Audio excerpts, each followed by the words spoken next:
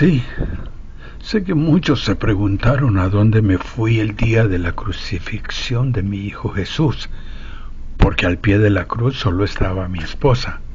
Bueno, yo ya hacía parte del reino de los muertos. Fue duro para mí el tiempo en el que enfrenté situaciones de necesidad, de desvelos, de angustias causadas por el régimen del gobierno con sus imposiciones, persecuciones y un constante asedio hacia nosotros. Aun cuando el motivo me había sido explicado en sueños, no entendía por qué había sido elegido yo como padre putativo del Salvador del mundo. Me siento privilegiado de haber sido elegido por Dios para ser puesto en la línea genealógica que me hizo el Padre de Jesús, como bien lo describió mi amigo Mateo. Pero en realidad nunca conocí a ninguno de los que él menciona en sus escritos, aunque en verdad sí había oído hablar de Abraham, de Isaac, de Jacob, a quien Dios le cambió el nombre por Israel, de Salomón y de varios de los profetas muy mencionados en las Escrituras.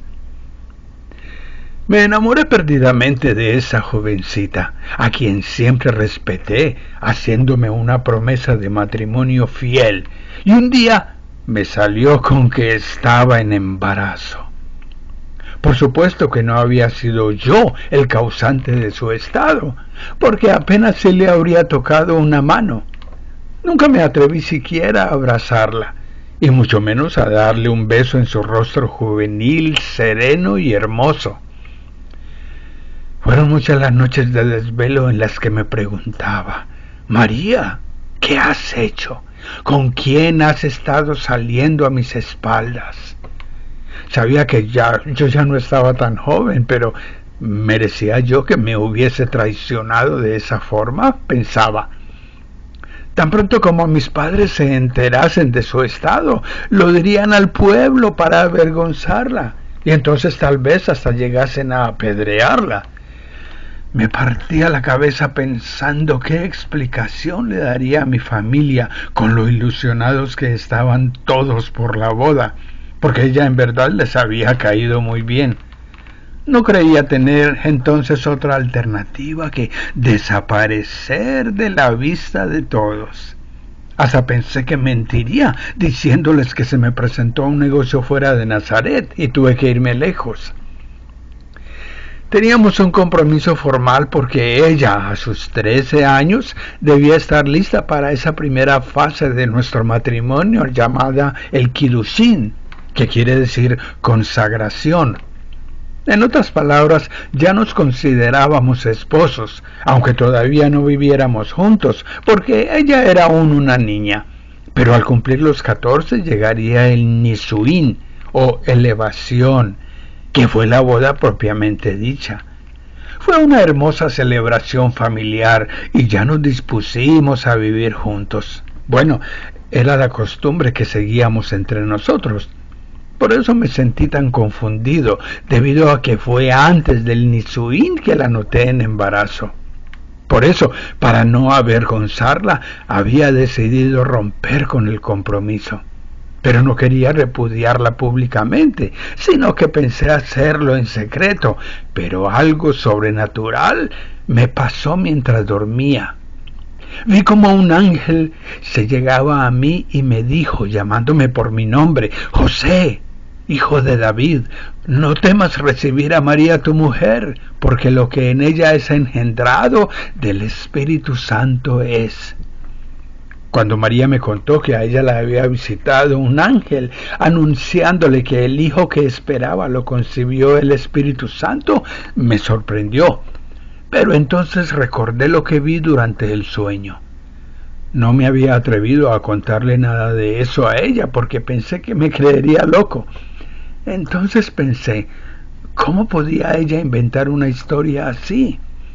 La descripción que me dio del ángel que se le presentó fue algo que me dejó sin dudas, especialmente por lo que dijo. Si alguna duda había en mí, desapareció cuando tuve la visión. estoy seguro que del mismo ángel, instruyéndome que no me fuera a ninguna parte y honrara a María porque sería la madre del Mesías, a quien deberíamos llamar Jesús. Yo había leído las profecías del profeta Isaías sobre el nacimiento del Salvador, pero ni me pasó por la mente que provendría de nuestra relación, un privilegio que jamás imaginé. Se tejieron muchas historias sobre nosotros, como que yo solo tenía 17 años. Otros dijeron que tenía 33 al momento de casarme con María. Otros aseguraron que tenía 89 años. Es más, que yo dizque era viudo y ya tenía como 5 hijos, y que debido a mi edad, mi esposa permaneció siempre virgen. Pero la verdad la menciona mi amigo Mateo en sus escritos, quien afirma que yo no tuve relaciones íntimas con ella hasta después de que nació nuestro hijo Jesús. Y claro, tuvimos varios hijos. María fue siempre una mujer humilde, noble y muy dedicada a todos ellos.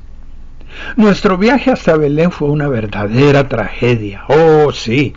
Tuvimos que ir hasta Belén porque en esos días fue el censo decretado por el César y debía registrarme en el lugar donde nací. Y claro, ¿cómo dejaba sola a mi esposa? Alguien me prestó una mula, así que la subí en ella para evitarle tanta caminada por su estado. El bebé estaba ya a punto de nacer y era una travesía de 90 millas, poco más de 3 días. Lo bueno es que íbamos entre mucha gente con el mismo destino y no se nos hizo tan pesado. Pero cuando llegamos, ya todas las pensiones estaban llenas. No quedó ningún lugar disponible para pasar la noche. Nadie se compadeció de nosotros, a pesar de verle la gran barriga a mi esposa. Un muchacho que nos vio en los apuros en que estábamos, dijo que podríamos ir a dormir al establo, donde se guardaban a los animales. Lo dudé mucho, pero al final no vi otra opción y allá nos metimos. Todo olía a estiércol de bueyes y de caballos. Busqué como pude un lugarcito limpio y allí nos acomodamos, sin saber lo que vendría. Describí aquella luz radiante que parecía salir a las calles del pueblo después de iluminar todo el interior del establo. Me es difícil.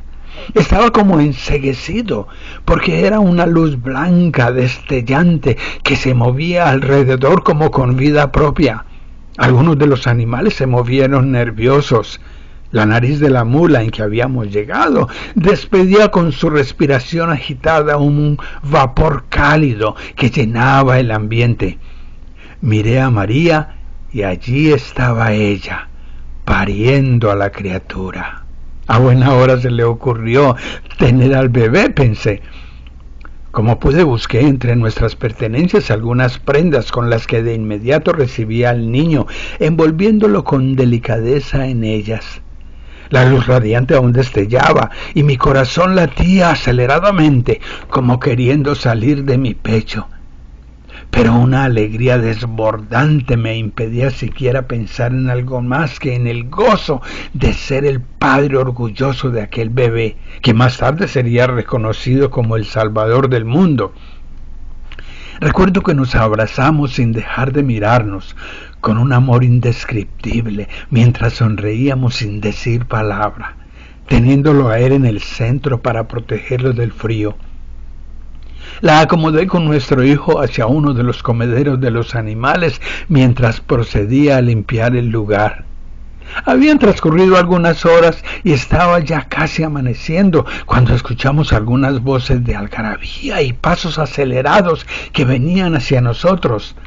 Recuerdo el tremendo susto que nos llevamos, pero esperamos que las personas pasarían por un lado del establo. Miramos hacia afuera y vimos como pastores, algunos cargando sobre sus hombros a una oveja, todos expresando alegría y gozo desmedido, venían hacia nosotros. María y yo nos miramos sorprendidos, pero ellos fueron desfilando hacia adentro del lugar donde estábamos, que no era muy grande para albergar a tanta gente. La luz que llenaba el ambiente, la cual no parecía tener una procedencia definida, seguía iluminando la estancia. De pronto, alrededor de todos los presentes aparecieron unas personas vestidas de túnicas blancas y exhibiendo alas inmensas adheridas a sus espaldas mientras cantaban en coro: Gloria a Dios en las alturas y en la tierra paz, buena voluntad para con los hombres. De aquella experiencia han transcurrido ya muchos años. Lo cierto es que ambos amamos a Dios como uno solo, dedicados a cuidar y a proteger a nuestros hijos, hasta que se fue el tiempo de mi partida. No quise que se me prestara la atención que merecía Jesús como el Hijo de Dios y Salvador enviado por Él, así que procuré mantenerme al margen de todo lo que sucedía a su alrededor y evité así que no se nos mencionara mucho. Desde que se nos perdió en las fiestas populares de Pascua allá en Jerusalén, cuando estuvimos buscándole desesperadamente entre los conocidos y toda la familia por 3 días, y resultó que estaba en el templo, muy orondo, en medio de los sacerdotes, respondiéndoles preguntas con mucha sabiduría, ya no quisimos meternos en sus asuntos. Mi esposa le llamó y le preguntó: «Hijo, ¿por qué nos has hecho así? He aquí, tu padre y yo te hemos buscado con angustia». Él corrió hacia nosotros y abrazándonos con gran ternura dijo: «¿Por qué me buscabais? ¿No sabíais que en los negocios de mi padre me es necesario estar?». Ya después del incidente eran sus discípulos quienes nos informaban a dónde habían estado con él y especialmente de las maravillas que hacía a los necesitados y a los enfermos, y de la forma como les hablaba, anunciando las cosas reveladas por su Padre, asegurándoles que Él era el camino para poder llegar al cielo. Nos sentíamos muy orgullosos de Él y de saber que había sido concebido de nosotros como sus padres terrenales. Bueno, como dijo en una ocasión en sus escritos su gran amigo Juan, hay también otras muchas cosas que hizo Jesús, las cuales si se escribieran una por una, ni aun en el mundo cabrían los libros que se habrían de escribir.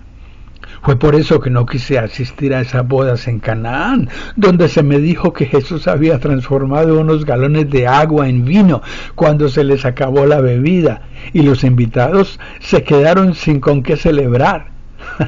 Me reí un rato con el relato de lo sucedido.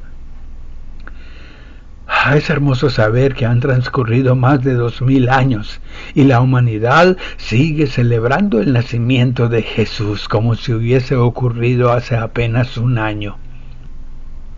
Su celebración es la celebración de Dios mismo entre nosotros como creyentes en la salvación, a la que nos invitó a todos cuando dijo: «Nadie puede ir al Padre si no es por medio de mí».